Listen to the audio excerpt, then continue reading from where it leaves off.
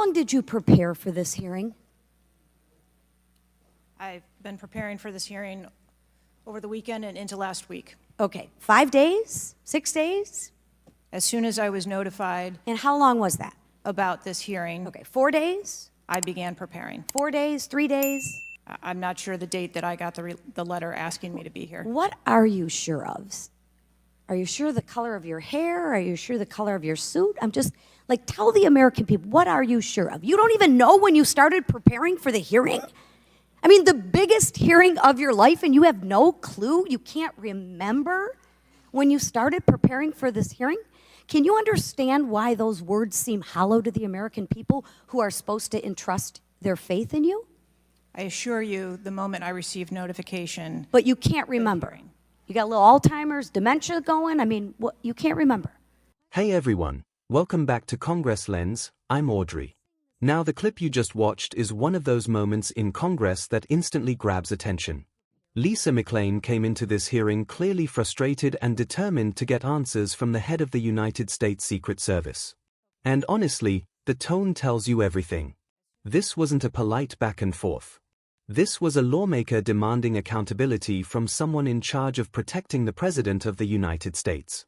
The focus of the hearing centers around security failures connected to the rally incident involving Donald Trump, and the questions were simple ones: what happened, who knew what, and why are basic details still unclear? What really stood out to me in that clip is how direct Lisa McClain was. There was no sugarcoating. McClain kept pushing because from McClain's perspective, the American people deserve answers, not vague responses or deflections. Now we're going to watch the full exchange and break down exactly what happened and why this moment has people talking. But before we get into it, make sure you like the video, subscribe to Congress Lens, and turn on notifications so you don't miss our breakdowns of the most intense moments happening inside Congress. Alright, let's get into the full video.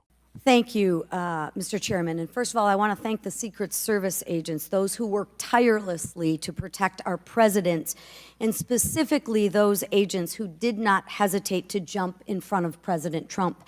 And my heart goes out to the family of the Comptoir family and the people at the rally who are still recovering. On the other hand, the Secret Service has a leadership problem, and it falls on you. And although I appreciate your hollow words that the buck stops here, I was actually hoping for some answers. Director Cheadle, you must answer to the American people if you want to stay in charge. It's really, really simple. You want to keep your job, right? Absolutely. Okay. The best way to keep your job is to answer the questions. Not play this shell game, not sing the Slim Shady song, wasn't me. I mean, come on. How long did you prepare for this hearing? I've been preparing for this hearing over the weekend and into last week. Okay, 5 days, 6 days? As soon as I was notified And how long was that? about this hearing, Okay, 4 days, I began preparing. 4 days, 3 days? I'm not sure the date that I got the letter asking me to be here. What are you sure of? Are you sure the color of your hair? Are you sure the color of your suit? I'm just, like, tell the American people, what are you sure of? You don't even know when you started preparing for the hearing?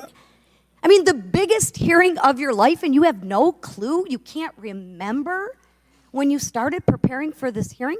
Can you understand why those words seem hollow to the American people who are supposed to entrust their faith in you?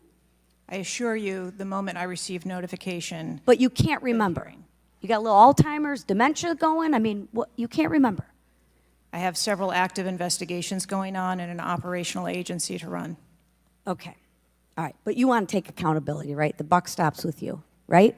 I am taking accountability. Super. Then let's start with trying to answer some questions. You keep referring to the FBI.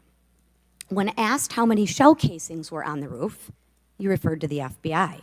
When asked if there were explosives in the car, you referred to the FBI. When asked if Crooks was acting alone, you referred to the FBI. See a common theme here? I can go on and on. My question is, who at the FBI should I speak with? Wait for it. Wait for it. The FBI is responsible for the criminal Is there a name? I'm not certain. I'm not certain. Who at All the right, here we go. FBI I'm is not running the certain. I investigation. don't know. Let me ask a different question. Have you been in communication with the FBI? Yes, I have. With whom? I speak with the director and the deputy director. Okay. And what have they shared with you about this investigation? So I'll give you an opportunity to answer again. Did they share with you how many shell casings were on the roof? They have shared with me the evidence. Did they they've collected. share with you how many shell casing were on the roof? Yes. Okay, how many were there? I would refer to the FBI for their How investigation. many were there? And their information that they need to share in their investigation. So they've shared the information with you, you just don't want to share the information with us, correct? We have concurrent investigations that are going on. So they have shared this information with you. You know the answer to the question. You just refuse to answer the question from the member of Congress who has subpoenaed you to be here. Is there a different answer to that question? I was always willing to come here and testify before this oversight hearing. Beautiful, then let's Wasn't a- do that. that was Let's necessary. for once have your actions match your words. So you've been in communication with the FBI. You know the answers, and you refuse to tell us the answers. So I will ask you again. You know how many shell casings were on that roof. What is the answer to that question? I think it's pertinent What to talk. is the answer to that question? I think it's pertinent to talk to you about the information that the Secret Service has and that the Secret Service knows related I'm to the asking events you on an that day. answer to the question. If you're supposed to be in charge, if the buck stops with you, how come you can't share the answers? What are you covering up? What are you hiding, my friend? I'm not covering anything up. Then why can't you answer a simple question? I would leave it to the criminal investigation to answer questions related to that. When you talk to the FBI and you ask them how many explosives, well, let me ask you, did you ask them how many explosives were on the roof? Did they answer that question? Or in the car, excuse me. Did they answer that question for you? Yes. Yes. So you know the answer to that question that my colleagues have asked you.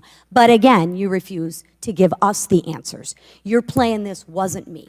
Well, I submit to you, if you can't, and it's not a can't, it's a won't. It's not a can't. It's not a I don't know. It's a I choose not to answer the question. Well, let me tell you, Ms. Cheadle, if you're going to lead, you need to lead. If you want to be in charge, then answer the question or step aside and have someone with the courage and the guts to answer to the American people the questions that they deserve answers to. And with that, I yield back. Chair now recognizes Ms. Boebert. All right, now that we've watched the full exchange, I have to say something very clearly. Lisa McClain came prepared to do exactly what members of Congress are supposed to do during oversight hearings: ask tough questions and demand accountability. From the very beginning, McClain actually started on a respectful note. McClain thanked the Secret Service agents who risked their lives protecting presidents and specifically acknowledged the agents who jumped in front of Donald Trump during the rally incident. That matters because McClain made a clear distinction between the agents on the ground doing their job and the leadership responsible for explaining what went wrong. But once the questioning started, the frustration became obvious. One of the first things McClain asked was a very straightforward question: how long did the director prepare for this hearing? And the answer was surprisingly unclear. The response shifted from over the weekend, to last week, to 4 days, and then even uncertainty about when the notice letter arrived. Now think about that for a second. This is arguably the most important hearing of the director's career, and the timeline of preparation wasn't clear. That alone understandably raised eyebrows. And that's when McClain started pressing harder. When McClain asked questions about the investigation, like the number of shell casings found on the roof or details about explosives connected to the suspect, the answers repeatedly redirected responsibility to the Federal Bureau of Investigation. Now yes, the FBI is responsible for criminal investigations. That's true.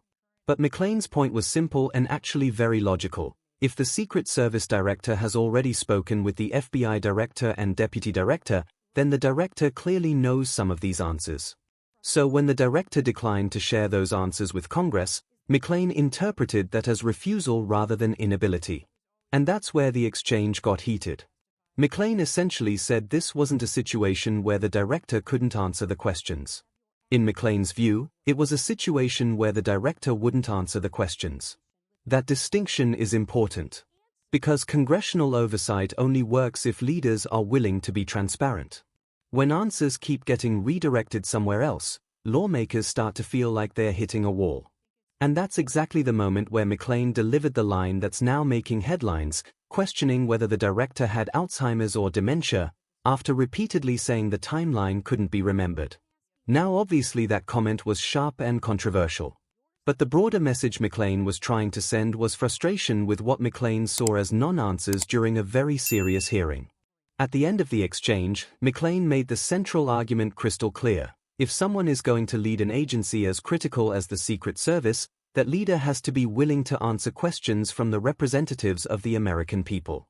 And from McClain's perspective, if those answers can't be given, then leadership itself becomes the issue.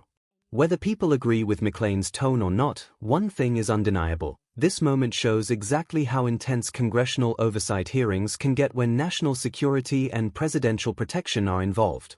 And moments like this are why hearings like these matter. They force difficult questions into the open. But I want to know what you think. Do you think Lisa McClain was right to push this hard for answers, or do you think the director was justified in deferring everything to the FBI investigation? Drop your thoughts in the comments below. And if you want more breakdowns of the most intense exchanges happening on Capitol Hill, make sure you subscribe to Congress Lens. I'm Audrey, and I'll see you in the next one.